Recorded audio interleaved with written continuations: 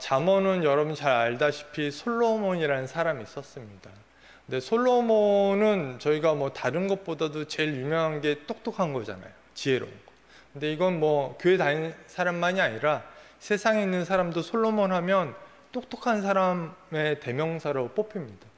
솔로몬 최고, 머리 엄청 좋은 사람. 이게 똑똑하게 뽑힙니다. 그 똑똑한 사람이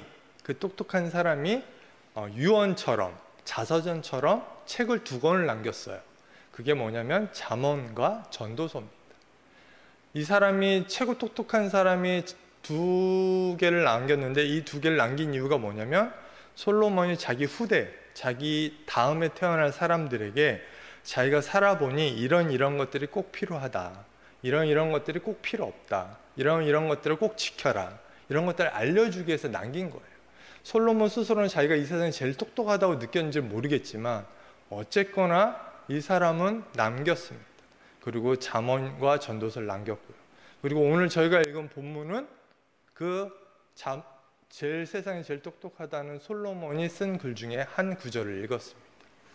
여러분들 오늘 본문을 다시 한번 눈으로 보시면 아시겠지만 제가 다시 한번 읽어드릴게요.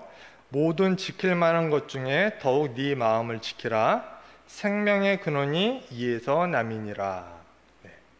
그냥 들으면 참 좋은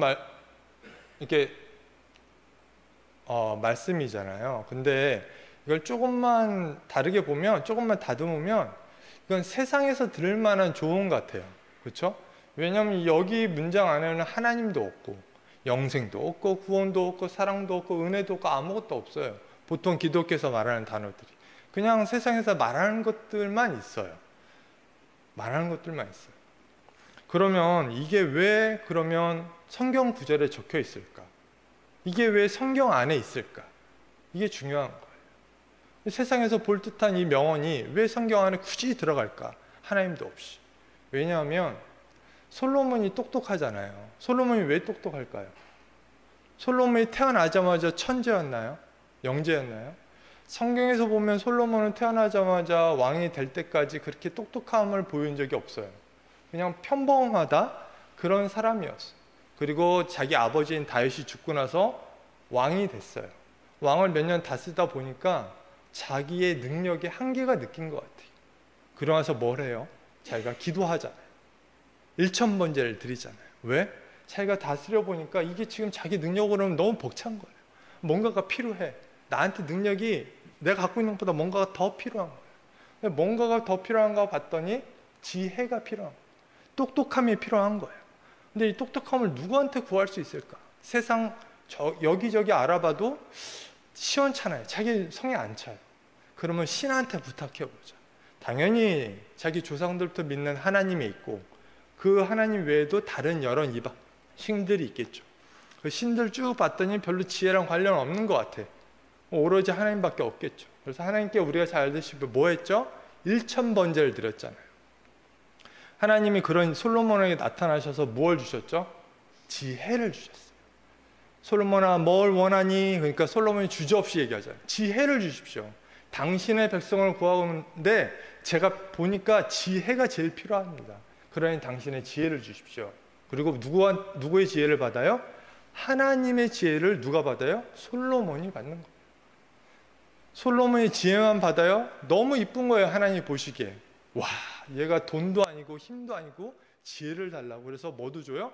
돈도 주고 권력도 주고 다 주잖아요. 그래서 성경에 보면 솔로몬이 왕이 되던 시대에는 이렇게 은이 있잖아요. 은을 발로 차고 다녔대요.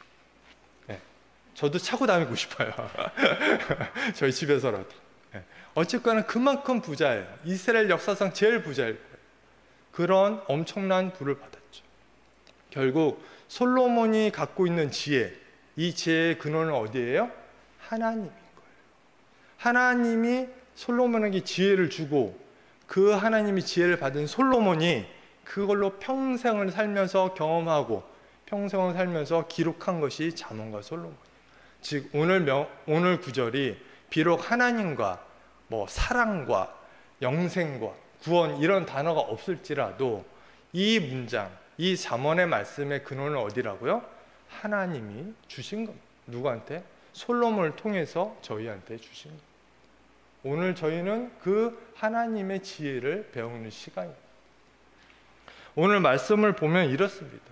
하나님께서 이렇게 말씀하시는 거예요. 야, 세상에서 이것저것 다 필요 없어. 제일 중요한 게 뭐야? 너 마음을 지키는 거야. 그게 제일 중요해 라고 얘기하시는 거예요. 그냥 아주 간단해요. 네 마음을 지키는 게 가장 중요해. 근데 솔로몬이 이 얘기를 썼잖아요. 솔로몬이 머리가 좋으니까 이 얘기를 바꿀 수도 있어요. 우리도 막 마음대로 하잖아요. 솔로몬도 마음대로 하죠. 솔로몬이 저보다 더 똑똑하니까 더 마음대로 할 수 있잖아요. 근데 솔로몬은 바꾸지 않아요. 이대로 적어요. 왜요? 자기가 그 똑똑한 자기가 은을 발로 차고 다닐 정도 부하게 만든 솔로몬이 이것저것 다 해봤는데 돈도 아니고 힘도 아니고 뭣도 아니고 마음이더라. 마음을 지키는 것, 마음을 희청거리지 않는 게 제일 중요하더라. 사실은 이 구절 말고 다른 구절이 또 있어요. 이 마음에 대해서. 거기에는 이래요. 네가 성을 하나 빼앗는 것보다 네 마음을 지키는 게 더 크다고. 여기서 성이란 것은 크기가 어느 정도냐면 서울 수도예요. 너 서울 수도 가질래? 네 마음을 지킬래? 그러면 솔로몬은 뭘 선택하면 내 마음을 지킬래? 난 서울 이만한 수도 나 주인 되기 싫어. 차라리 내 마음 하나 지키는 게 더 중요해. 이렇게 얘기하고 있는 거예요. 여기서 이어가는 거는 저희가 알아야 되는 건 이거예요. 이 마음이라는 건 저희 안에 있잖아요. 근데 우리가 살면서 우리 마음을 잘 들여다보지 않아요. 솔직한 마음. 뭘 봐요? 뭐 봐요? 우리 통장 잔고 보잖아요. 또 뭐 봐요? 내 몸 보잖아요. 나 어디 안 아픈가? 우리 자식들, 내 배우자들 몸 안 아픈가? 이거 보잖아요. 또 뭐 봐요? 나한테 사건 사고가 일어날까 안 일어날까? 이거 보잖아요. 또 어떤 놈이 나한테 사기치나 안 치나 사람들 이렇게 다 눈치 보잖아요. 이러고 살잖아요. 왜?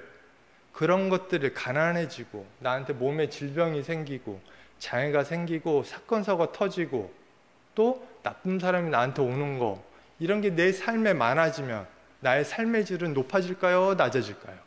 당연히 낮아지겠죠. 삶이 힘들겠죠. 가난하게 살면 정말 이게 좋은 게 알아요. 이게 정말 좋은 거 알아요. 근데 이게 좀 비싸. 내 돈으로 살 수 없어. 그럼 뭐만 해요? 이 알만 뜯어서 눈에 끼고 다니겠죠. 얼마나 불편하겠어요. 몸이 아프면 건강하면 한 달 30일을 매일 밖에 다니겠죠. 놀러도 다니고 일도 하고. 진짜 몸이 아프거나 질병 장애가 생기면 한 달에 열흘 그 밖에도 못 다닐 수도 있어요. 사건 사고가 많으면 내 인생에 사건 사고가 매년 있어. 정말 감당할 줄. 그럼 지지리복도 없냐 이러면서 맨날 한타면서 때리면 살겠죠. 사기꾼들이 나한테 붙으면 어때요? 내 인생은 왜 이러나, 내 인생은 왜 이러나 한타하면서 살 거예요. 그만큼 삶의 질은 낮아지는. 근데 이 모든 것들은 어디서 와요? 나로부터 나와요? 가난이 나로부터 와요? 질병이 나로부터 와요? 아니에요. 이 세상에 그 누가 난 질병을 꼭 갖고 싶어, 난 가난이 너무 좋아, 사건 사고야 다 나한테 와라, 이런 사람이 어디 있어요? 이게 다 어디서 와요? 외부에서 다 나한테 오는 거예요. 외부에서 다 나한테 오는 거예요. 근데 이 외부에서 오는 것들이 너무 힘들고 어려우니까 우린 뭐예요? 기도하잖아요. 하나님, 이거 좀, 가난한 좀, 이 아픈 것 좀, 우리 사건 사고 나한테 나쁜 사람이 없도록 기도하잖아요. 어떤 분은 그 기도를 했는데 가난에서 벗어나고 치료도 받고 사건 사고가 해결되기도 하면 뭐라고 얘기해요? 응답 받았습니다. 응답 받았습니다. 그러고 간증하잖아요. 근데 똑같이 그런 어려움이 있는데 기도를 똑같이 했는데 어떤 분은 응답을 못 받아요. 그러면 그분은 어떻게 되는 건가요? 응답을 못 받았으니 이분은 참 고개가 숙여지면서 이 교회의 문을 왔다 갔다 하겠죠. 나는 왜 하면서 풀이 죽어서 계속 교회를 왔다 갔다 할 거예요. 그러다 지치면 이 교회를 떠나고 하나님을 떠나서 다른 신을 찾아 떠나겠죠. 사람은 당연한 거예요. 자기가 아무리 노력해도 해결되지 않으면 뭐하러 거기에 붙어 있겠어요. 나는 하나님께 아무리 기도해도 하나님 날 좋아하지 않나 보다. 난 떠나야지. 그리고 무당이나 전보로 다니겠죠. 살려면 어쩔 수 없어요. 그게 당연한 거예요. 그렇게 사람들은 외부적인 것들 때문에 힘들어해요. 그렇게 고통스러워하고. 사실은 제가 목사지만 어떤 게 기도 응답인지 저도 장담 못해요. 가난해서 부자가 된 게 응답이 받은 건지, 가난을 계속 가는 게 기도 응답이 된 건지, 이게 하나님 뜻인지 사실 저도 잘 몰라요. 그래서 저도 조심스러워요. 응답 받았습니다. 그럼 예, 축하드려요. 그렇지만 사실은 저도 갸우뚱해요. 그런가? 그렇구나. 저도 잘 몰라요. 목사지만. 왜냐하면 제가 하나님이 아니기 때문에 저도 잘 모릅니다. 어쨌거나 저의 삶의 질을 낮추는 것은 외부의 것들이에요. 이 안에 있는 것들은 아니에요. 내 안에 있는 것들은 아니에요. 중요한 건 여기서부터예요. 내 안에 있는 것들 가지고 우리는 가난을 위해서 기도하는 거, 그리고 몸 치료받으려고 기도하는 거, 사건 사고 없도록 기도하는 것만큼 기도하는지 우리가 생각해 봐야 돼요. 내 안에 내가 믿음이 없는 거, 내가 불평불만을 자연스럽게 나도 모르게 툭툭 내뱉는 거, 내가 질투시기 하는 거, 내가 다른 사람들과 편먹는 거, 편을 가르는 거, 이런 것들을 내가 무의식 중에 하고 있지는 않은지 돌아봐야 돼. 중요한 겁니다. 이것들은 어디서부터 나와요? 다 내 안에서 나와요. 바깥에서 오는 게 아니에요. 내 안에서 나와요. 우리가 이런 것들 놓고 1000번째 드린 분들 계십니까? 아니면 40일 작정기도 하십니까? 새벽 40일 기도? 아니면 금식 기도를 해서 하나님 제발 저한테 좀 믿음을 좀 허락하여 주십시오. 제발 나 왜 이렇게 불평불만이 많습니까? 제발 이 불평불만 좀 없애주십시오 라고 진짜 목숨을 걸고 기도를 하는지 우리가 돌아봐야 돼요. 왜냐하면 성경에는 그 어디에도 가난해서 부자가 되는 거, 병에 걸렸는데 치료를 받았다는 거, 사건 사고가 해결됐다는 게 하나님께 기도 응답 받았다는 얘기는 없습니다. 그런 구절 상황은 나오죠. 하지만 정확히 끝까지 그게 기도 응답은 아닙니다. 반대로 부자였다가 가난해졌다고 해서 하나님이 버렸다? 그런 것도 없습니다. 하나님의 뜻은 알 수가 없습니다. 왜? 그런 것들을 하나님이 정확히 명확하지 않게 하는 건 딱 하나, 별로 중요하지 않아. 너희들한테 중요한 건 너희들 지금 갖고 있는 마음들이야. 어떤 마음을 갖고 있니? 어떤 마음을 갖고 있니? 그리고 그 마음을 위해서 어떻게 하고 있니? 라고 하나님이 말씀하시는 거예요. 갈라디아서 5장 22절에서 23절을 보시면 이런 말이 있습니다. 뭐 성경책 있으시면 찾아보셔도 되고요. 뭐 이렇게 어려운 문구 아닙니다. 여러분 잘 아시는 성령의 9가지 열매를 기록한 내용이에요. 갈라디아서는 사도 바울이 적었고요. 사도 바울 하면 이미지가 딱 떠오르는 게 막 예수님처럼 기적 펼치는 거잖아요. 아픈 사람 치료하고, 죽은 사람 살리고, 뭐 말씀 전하고, 교회 짓고, 막 전도 여행하고, 막 이런 거잖아요. 우리는 그런 외형적인 거, 외부적인 거, 능력적인 걸 생각하잖아요. 근데 신기하게도 사도 바울은 그 얘기를 잘 안 합니다. 그런 얘기를 잘 안 해요. 사도 바울은 성령 받은 사람이에요. 스스로가 신약 여기저기에 써요. 성령이 나를 막아서 내가 거길 못 갔다. 성령이 나를 인도해서 거길 갔다. 성령이 나한테 함께 하셨다. 이런 얘기를 자주 해요. 다시 말해서 사도 바울 스스로가 성령을 알고, 사도 바울 스스로가 난 성령을 받은 사람, 성령님이 자기와 함께 한다고 느끼는 사람이에요. 즉, 근데 성령님과 하나님과 예수님은 뭐죠? 삼위일체. 성령을 받은 사람은 하나님의 자녀가 되는 거고, 성령을 받은 사람은 예수님의 구원을 받은 사람이 되는 거예요. 그런 사도 바울이 적었어요. 내가 성령을 받은 자로서, 내가 하나님의 자녀로서, 내가 예수님께 구원을 받은 자로서 너희들한테 말할게. 우리들이 하나님의 자녀면, 구원을 받았으면, 성령을 받으면 꼭 있어야 할 게 있어. 그게 뭔지 알아? 병치료, 예언, 죽은 사람 살리는 거, 교회 짓는 거, 전도? 아니. 제가 읽어드리겠습니다. 사랑, 희락, 화평, 오래 참음, 자비, 양선, 충성, 온유, 절제. 이 9가지가 있어야 돼 라고 얘기하는 거예요. 어떤 능력도 필요 없어. 너희들이 생각하는 그 화려하고 멋진 거 아니야. 무리를 걷거나 막 병든 자를 이렇게 세우거나 그런 게 아니라 사랑, 희락, 오래 참음, 인내, 화평, 절제, 양선, 이런 것들이 있어야 돼. 이게 없으면 성령을 받은 자도 아니고 하나님의 자녀도 아니고 예수님께 구원을 받은 자도 아니야. 근데 이 9가지가 어디 있죠? 외부에서 오나요? 누가 날 사랑해 나도 사랑하나요? 아니에요. 사랑은 내 안에서 나와요. 양선해, 너 얘 양선해. 그럼 어떻게 해요? 명령 하나면 내가 하는 거잖아요. 오래 참아, 너 오래 참아야지. 아, 그럼 나 오래 참아야겠다 이거예요? 제가 오래 참아야죠. 절제해, 너 그렇게 쓰면 안 돼, 너 그렇게 막 쓰면 안 돼. 아니죠. 누가 해야 돼요? 내가 해야죠. 이걸 다 어디 있어요? 내 안에 있잖아요. 내 안에 있잖아요. 내 안에 있잖아요. 이걸 지키기 위해서 혹시나 이 9가지가 없어서 아까 말한 대로 1,000번제를 드리거나 40일 새벽 기도를 하거나 금식 기도를 하십니까? 이걸 위해서 기도를 목숨을 걸고 하나님께 해야 됩니다.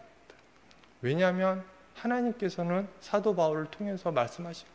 너희들 마음에, 너희들이 내 자녀라면 내 자녀들은 마음에 이게 있어야 돼 라는 거예요. 마음을 지키는 것, 그리고 그 마음에는 이 9가지가 있어야 그게 하나님의 자녀라는 걸 우리한테 말씀하시는 거예요. 그래야 우리의 삶의 질이 높아지는 겁니다.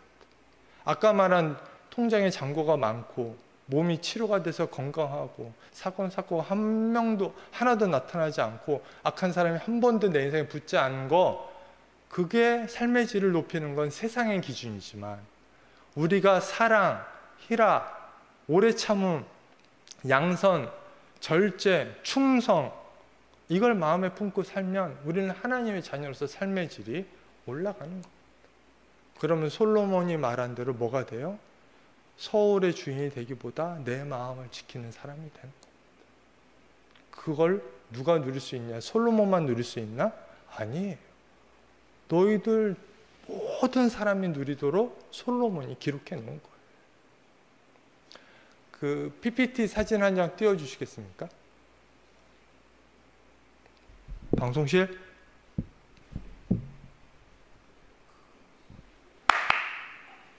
안 나오네? 바쁜가 보다. 이거 사진을 보셔야 좋은데. 그 닉 부이치치라는 사람이 있습니다. 와, 이걸 어떻게 얘기해야 되나? 제가 말로 설명해 드릴게요. 닉 부이치치라는 사람이 있어요. 닉 부이치치라는 사람인데 이분은 세계를 돌아다니면서 강연을 하세요. 그러니까 설교는 아니지만 강연을 하세요. 사람들한테 용기를 주세요. 근데 이분이 어떤 사람이냐면 양쪽 팔이 없고요, 양쪽 다리가 없어요. 사지가 없어요. 그러면 뭐 어떤 사고로 그렇게 됐나? 아니에요. 태어날 때부터 온 사지가 없어요. 사실은 저기 나왔네. 사실은 왼쪽에는 발 모양이 있어요. 하지만 다리가 없어요. 네, 보이시죠? 지금 저 위에 있는 게 지금 저분이 저렇게 위에 있잖아요. 저게 다 쓴 거예요. 근데 저 쓴 것도 탁자 위에 쓴 거예요. 어떤 분이 이렇게 들어서 이런 탁자에 올려놓으신 거예요. 그리고 강연을 하시는 거예요. 저분이 강연을 다니면서 무슨 강연을 할 것 같아요? 여러분 힘드세요? 여러분 어려우세요? 어디 아프세요? 힘내세요. 저도 있잖아요. 누가 저분 앞에서 난 불행해요 라고 얘기할 수 있겠어요? 저분은 저렇게 태어났어요. 양쪽 팔이 없고 다리가 없이. 이 사진이 아니라 제가 사진을 준비를 못했는데 다른 사진을 보면요, 저분이 수영해요. 팔 다리가 없는데 수영해요. 더 재밌는 건요, 저분이 서핑해요. 멀쩡한 사지가 있어도 서핑, 그 균형 잡기가 힘든 그 서핑을 저분이 해요. 보세요. 제가 수영을 하면 한 일주일이면 자유형을 배우거든요. 저분이 자유형 배우려면 얼마나 걸릴까요? 저보다 몇십 배 걸리겠죠. 근데도 수영해요. 저분 결혼도 하셨고 자녀도 있어요. 누가 저분 앞에서 내 인생이 불행해요 라고 말할 수 있는 사람이 누가 있어요? 저분은 항상 얘기해요. 힘드세요? 용기를 가지세요. 저 보고 용기 가지세요. 저도 사는데 뭐 여러분 충분히 살 수 있어요. 괜찮아요. 아무것도 아니에요. 할 수 있어요. 누가 저분 앞에서 얘기하겠어요? 저도 함부로 말 못해요. 저분의 사진을 처음 본 순간 전 정말 충격이었어요. 그리고 저분의 삶을 보면요, 정말 그 불평불만했던 그 모든 게 정말 낯간지럽고 정말 쥐구멍을 숨고 싶더라고요. 와, 내가 요만한 거 뭐 하나 없다고 내가 그렇게 짜증나고 불평불만했다고 저분 앞에서 할 말이 없더라고요. 저분이 뭐 한다고요? 돈을 주어요? 저분이 무슨 일자리 소개시켜 줄까요? 저분이 뭐 연결시켜 줘요? 아니에요. 뭐 준다고요? 용기 준다. 저 보세요. 저도 살잖아요. 재밌게. 여러분이 저보다 낫잖아요. 힘내세요. 뭘 줘요? 희망을 주잖아요.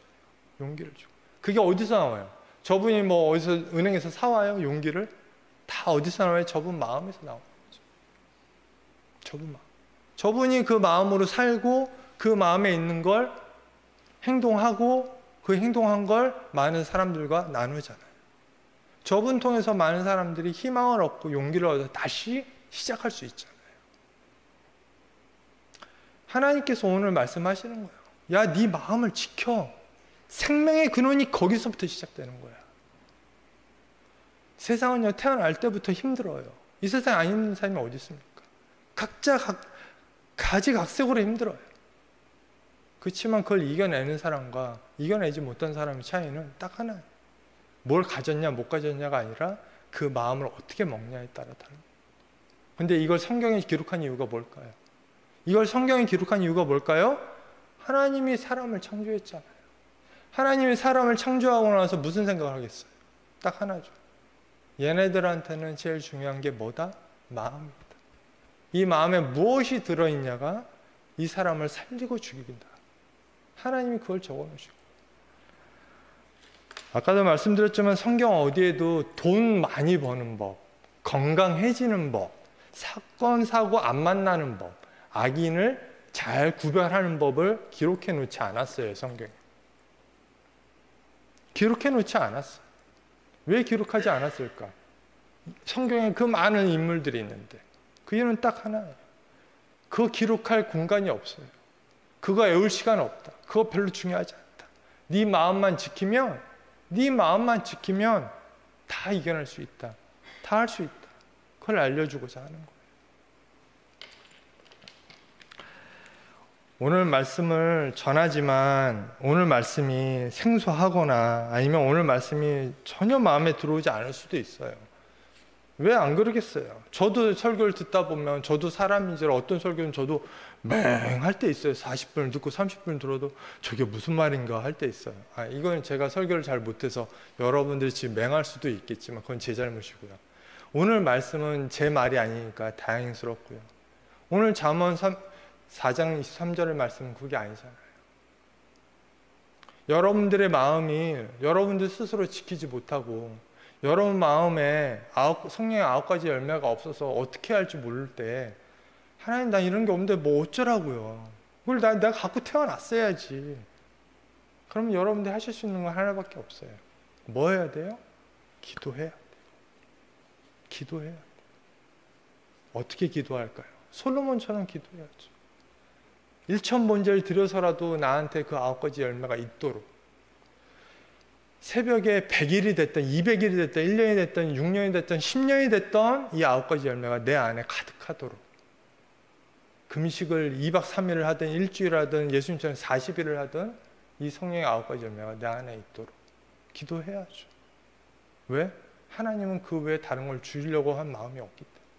그리고 그 외에는 너희들 인생이 별로 그렇게 중요하지 않기 때문에. 하나님의 자녀로서 하나님은 제일 좋은 걸 주세요. 그게 뭐라고요? 너희들 마음을 지켜. 너희들 마음을 지키면 이 세상의 모든 걸 감당해낼 수 있어. 나의 자녀로서. 오늘 잠언의 그리고 이 솔로몬의 이 말씀을 오늘 여러분께 전달해 드립니다. 오늘 말씀을 기억하셔서 여러분들이 시시때때로 눈을 뜨고 눈을 감을 때까지 하나님께 이 시간 이후로 기도하십시오. 하나님, 저도 제 마음을 잘 지키고 싶어요. 저도 하나님의 자녀로서의 마음을 갖고 싶어요. 그러니 하나님, 저도 하나님의 자녀로서 갖는 마음을 허락하여 주십시오. 기도하십시오. 그러면 하나님이 그 마음이 너무 기특하셔서, 너무 이뻐서 다른 돈, 건강, 다른 것까지 다 주실 수 있습니다. 기억하십시오. 오늘 하나님께서 말씀하십니다. 네 마음을 지켜라. 여러분들이 마음을 지켜서 하나님의 자녀로서 살아가시기를 주님의 이름으로 기원하겠습니다. 자, 기도하겠습니다.